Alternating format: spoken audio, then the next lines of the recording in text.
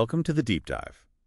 Okay, so you sent us a really interesting stack of sources on the U.S. and Chinese navies. Yeah, quite a bit to get through. Definitely. And today, our mission is really to move beyond just, counting ships. Right, the simple hull count doesn't tell the whole story. Exactly. We want to unpack the complex reality of maritime power right now in 2025. It's this fascinating tension, isn't it? China's sheer numbers versus America's, let's say, concentrated power and tech edge. Precisely. Let's dive in. So, starting with that numbers game, because people do often start there. Yeah. What do the raw ship counts look like? Well, just looking at numbers, the projection is pretty stark.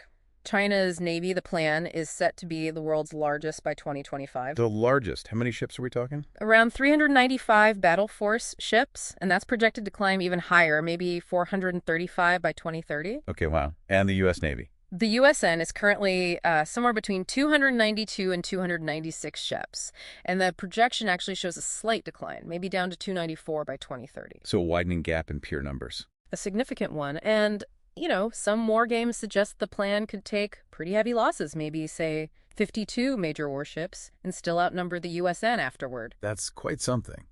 But as you said, numbers aren't everything, so what's the crucial countermetric? Absolutely. The big one is total fleet displacement, tonnage. Tonnage. Explain that a bit. Sure. Think of it as the total weight of the fleet. The U.S. Navy has a commanding lead here. We're talking over 4.1 million tons. Okay. And China? The plan is roughly 2.8 million tons, so a big difference. And why does tonnage matter so much? Well, tonnage generally correlates with a ship's endurance, how long it can stay at sea, its magazine capacity, how many weapons it carries, and its overall ability to project power far from home. Right. Bigger ships can generally do more, stay out longer. Exactly. And a huge part of that U.S. tonnage comes from those 11 100,000-ton nuclear-powered supercarriers, plus their large amphibious assault ships. Let's talk about those carriers. The USN's 11 nuclear giants, especially the new Gerald R. Ford class, they're often called unmatched. Why? Is it this EMALS thing? Yeah, EMALS, the Electromagnetic Aircraft Launch System, is a major factor. It's a leap beyond the old steam catapults. That's so.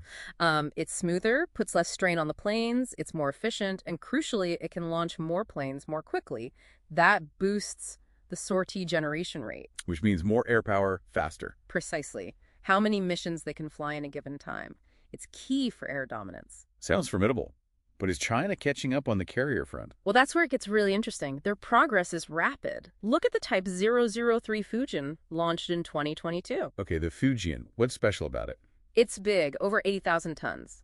But the main thing, it has 3 EMALS catapults. EMALS. So they have that tech now, too. They do. It was a U.S. monopoly, but not anymore. And the Fujian's air wing is expected to include the KJ-600 airborne early warning plane. Ah, like the American Hawkeye, giving them that over-the-horizon radar picture. Exactly. Organic, carrier-based airborne early warning. That's a capability the U.S. has relied on for decades. It significantly boosts the plan's situational awareness. Okay, shifting gears. Under the waves. Submarines.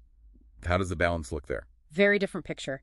The U.S. submarine force is entirely nuclear-powered. Think Virginia class. Known for being fast, quiet, and staying submerged for months, right? Unmatched speed, endurance, and stealth, yes. Global reach. And the plan. The plan has a larger fleet overall, and it's more diverse. They are improving their nuclear subs, but maybe their most potent threat, especially regionally, is their large and growing fleet of very quiet conventional submarines, particularly those with AIP. AIP. Air-independent propulsion. What does that let them do? It means they don't need to surface or snorkel frequently to run diesel engines and recharge batteries. They can stay submerged very quietly for weeks. Making them harder to find. It's extremely hard to find, especially in noisy, shallow coastal waters. They're ideal for ambush tactics, sort of disappearing near coastlines. Okay, back to the surface. Destroyers and cruisers.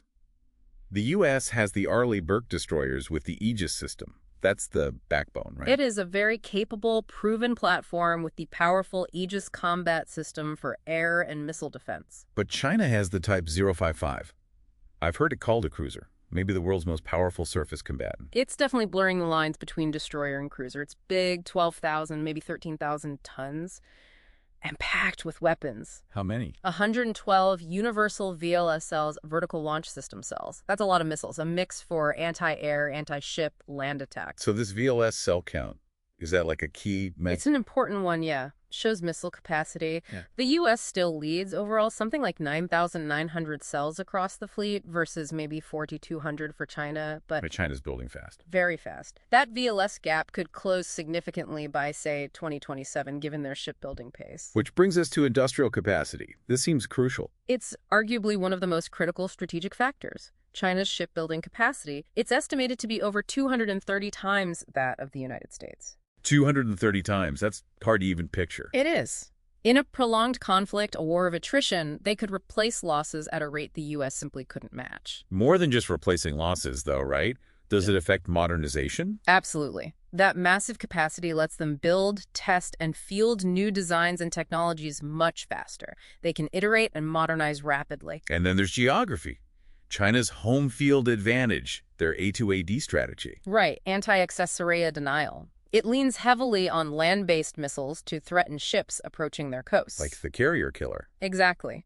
The DF-21D anti-ship ballistic missile range about 1,500 kilometers, and the DF-26, the Guam killer, reaching out maybe 4,000 kilometers, they aim to keep potential adversaries at bay. And the U.S. response strategy. Things like distributed maritime operations, DMO, and Project Overmatch. The idea is to spread out U.S. forces, make them harder to target, and better network everything together, sensors and shooters. Makes sense. One last piece, alliances. The U.S. doesn't operate in a vacuum. A vital point. The U.S. network Japan, Australia, AUKUS with the U.K., others is a massive force multiplier. How so? It provides bases, shared intelligence, interoperable forces, collective defense capabilities. It significantly complicates planning for potential adversaries and helps offset China's numbers. So, summing it all up, it's not really about asking who's definitively stronger. I don't think you can say that easily. It's really an asymmetric balance. The U.S. holds that qualitative edge, the unmatched global reach, the powerful alliances. While the plan has the sheer numbers, that incredible industrial base, and a definite geographic advantage in its own backyard. Precisely. It's a very complex picture. And the trend seems concerning, based on what you said. The planned fleet is newer, it's modernizing faster. The numbers gap is projected to widen by 2030. Correct. Meanwhile, the U.S. Navy is facing challenges with maintenance backlogs and the pace of its own shipbuilding. Which really means the Western Pacific is now, without doubt, a truly contested maritime environment. The old assumptions maybe don't hold. That seems to be the reality, yes. Okay, that leaves us with a lot to think about. So, here's a final thought for you, the listener. Given this really shifting balance of maritime power we've just unpacked, what new strategies, what adaptations do global powers need to seriously consider to deter conflict now that long-held naval dominance isn't quite so assured anymore?